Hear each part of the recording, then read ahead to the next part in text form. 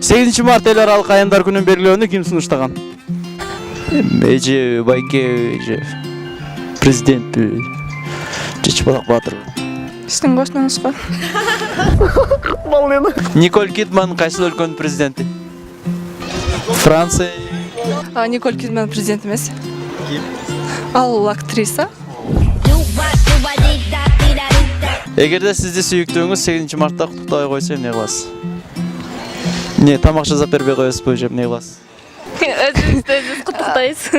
Өзүңүзгө СМС жөнөтүп майрамың менен. Эшикке гүл алып Смайликтерди, спамдарды. Жок, өзүбүзгө гүл алып келебиз. Эшикти ачабыз, анан калп эле, "О, ким мага берди" деп коебуз.